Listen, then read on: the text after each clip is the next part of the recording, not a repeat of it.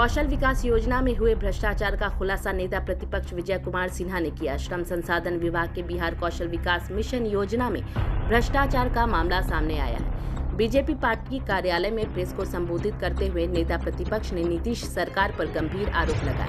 उन्होंने कहा कि श्रम संसाधन विभाग के बिहार कौशल विकास मिशन कार्यक्रम के तहत 2016 में युवाओं को प्रशिक्षण देने के लिए नॉलेज पार्टनर के रूप में MKCL पुणे का चयन किया गया था, जहां प्रशिक्षण के बाद युवाओं को रोजगार की जानकारी देने के लिए प्लेसमेंट पोर्टल का भी प्रावधान था, लेकिन 3 वर्षों तक इनका कोई प्रावधान नहीं निकला। करोड़ों रुपए प्राप्त किए गए और जनवरी 2020 में पोर्टल खोला गया, जिसके द्वारा लगातार गलत सूचना देकर विभागीय पदाधिकारियों की मिली भगत से सरकारी राशियों का गबन किया जा रहा है और 5 वर्षों में मात्र 10 से 20% छात्रों को ही प्रशिक्षित किया गया, जबकि KYP सेंटर को प्रशिक्षण पूरा करने पर भुगतान किया जाता है। उन्होंने बताया कि यह भ्रष्टाचार से जुड़ा मामला है। पदाधिकारियों की मिली भगत से ऐसा किया गया है, जिसकी जानकारी मुख्यमंत्री कार्यालय को थी। इसके बावजूद इसे रोकने की कोशिश नहीं की गई। इस माह के बाद अपने पार्टी कार्यालय में आप सबों के बीच सदन से संबंधित विषय पर अपनी बात को रखने के लिए आज जो प्रेस बुलाया गया है, आप सभी का स्वागत भी करते हैं।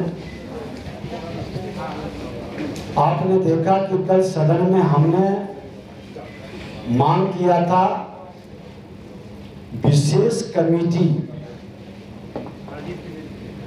के प्रतिवेदन को उपस्थापित करने का, और इसको परसों ही हमने पत्र दिया था विधानसभा के अध्यक्ष सेक्रेटरी को, लेकिन उपस्थापित नहीं किया गया।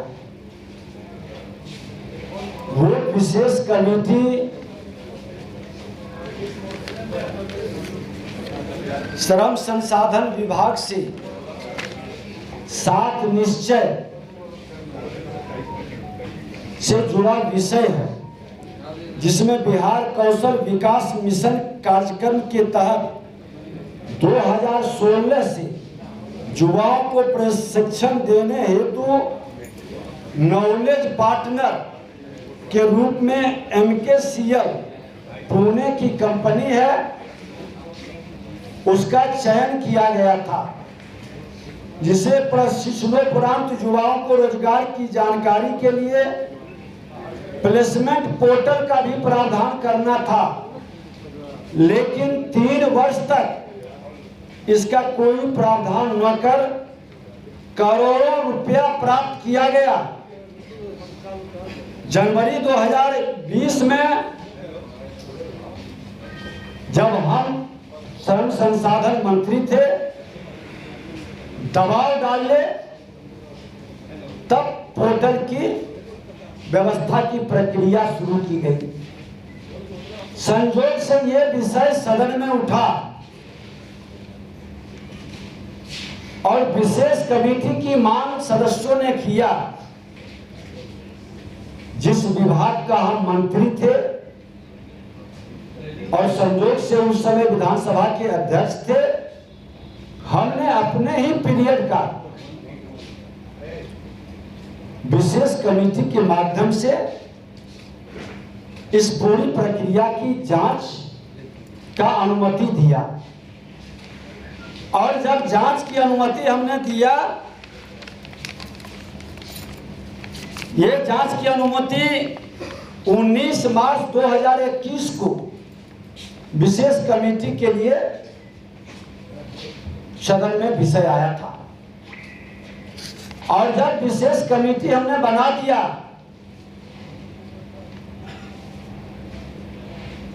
तो 15/4/2021 को अवर सचिव के द्वारा पत्र गया और राज्य परिषद के अपर सदस्य 12/4/21 को पत्र भेजा गया कि 9/4/16 को 7 सर्कुलर रोड मुख्यमंत्री आवास पर आयोजित कौशल विकास स्किल डेवलपमेंट के संदर्भ में सूचित करना है।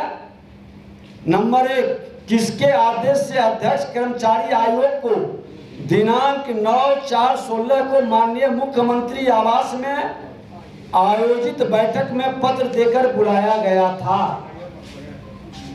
दूसरा, क्या मंत्री श्रम संसाधन विभाग का इस पर अनुमोदन प्राप्त था? तीसरा, क्या श्रम संसाधन विभाग को यह ज्ञात नहीं था कि विवेक सामंत जो माननीय मुख्यमंत्री आवास पर स्किल डेवलपमेंट का प्रस्तुतिकरण कर रहे थे, भुवनेश्वर स्थित सीबीआई न्यायालय में दर्ज करोड़ों रुपए के घोटाले के नामजद अभियुक्त थे। दिनांक 9/4/16 को बैठक की कार्यवाही से अवगत कराई जाए। दिनांक 9/4/16 के बाद कर्मचारी आयोग ने स्किल डेवलपमेंट की किस योजनाओं को कार्यान्वित किया? उक्त बैठक में कौन कौन उपस्थित थे? शीघ्र याचित सूचना उपलब्ध कराने का कष्ट करें। अब आप समझ लीजिए कि ये डायरेक्ट मुख्यमंत्री कार्यालय से जुड़ा मामला है और विशेष कमेटी बनी है।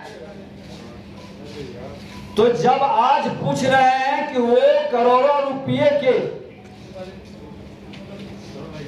सीबीआई के जांच के घोटाले में चल रहे थे, उस व्यक्ति को आपने कैसे यहां पर न्योता दिया? कौन कौन लोग इसमें इन्वॉल्व है?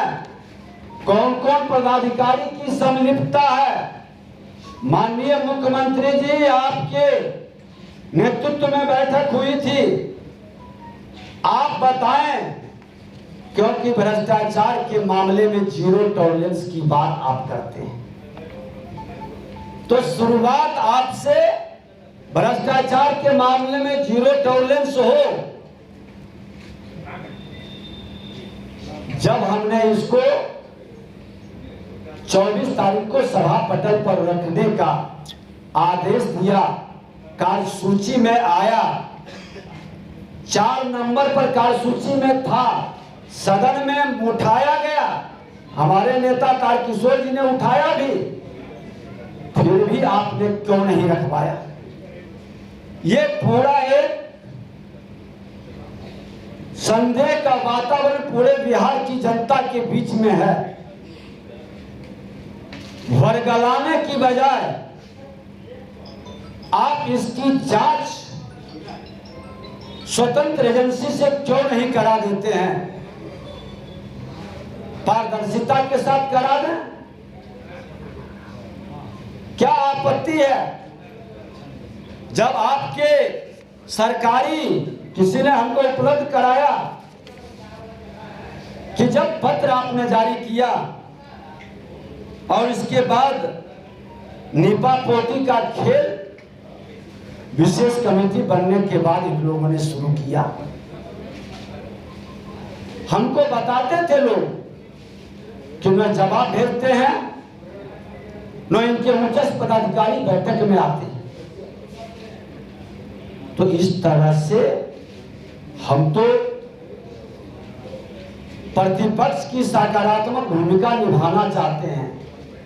प्रतिपक्ष का जिम्मेवारी है सरकार की नीतियों का समीक्षा करे, सरकार की योजनाएं नीचे स्तर पर, जमीन पर सही रूप से उतरे, उसके अंदर किसी तरह के वित्तीय अनियमितता होता है तो एक विपक्ष सजग रहे और सरकार को सावधान करे। आज शुरुआत हुई है, पहला शुरुआत जो सदन में असंवैधानिक रूप से पटल पर नहीं आने देना, कार्यसूची को बदल देना, हमने जब तक उस आसन पर था मर्यादा का पालन किया है। अब प्रतिपक्ष की भूमिका में है, हमारा काम है एक प्रहरी के रूप में आपको सजग करना, आपके भ्रष्टाचार पर जीरो टॉलरेंस। अगर जो कथनी करनी एक है तो आप इसकी जांच कराइए, आप घोषणा कराइए, क्योंकि आप कहते हैं हम न बचाते हैं न फंसाते हैं। तो यही तो अवसर है कि आप बचा रहे हैं या फंसा रहे हैं। लोग देखेगा, लोग पूछेगा। और ये सिर्फ एक विभाग की नहीं, हर विभाग का साथ निश्चय हो या जल जीवन हरियाली हो, ये तमाम मिशन पर हमारे बच्चे भवन के बिना विद्यालय में धूप और बरसात और ठंड को झेलते हैं। उसकी चिंता आपको नहीं है, शिक्षक नहीं है, उसकी चिंता नहीं है, लेकिन जल जीवन हरियाली पर्यावरण की चिंता कर रहे हैं। वर्तमान की बगैर चिंता किए जो भविष्य की चिंता करता है, उसका वर्तमान जब नष्ट हो जाएगा तो भविष्य में किसको आप बचाएंगे, किसके लिए काम कर रहे हैं। आज जो हमने आपको एक प्रहरी के रूप में, एक प्रतिपक्ष के रूप में जो सजग किया है, इसकी जवाब प्रतिपक्ष को ही नहीं, पूरे बिहार की जनता जो मालिक है लोकतंत्र का, गणतंत्र का, वो मालिक जानना चाहता है। और सभी जनप्रतिनिधि सेवक के रूप में, लोक सेवक के रूप में सभी पदाधिकारी ईमानदारी से इस विषय को बताएं। आज इसी विषय पर हमको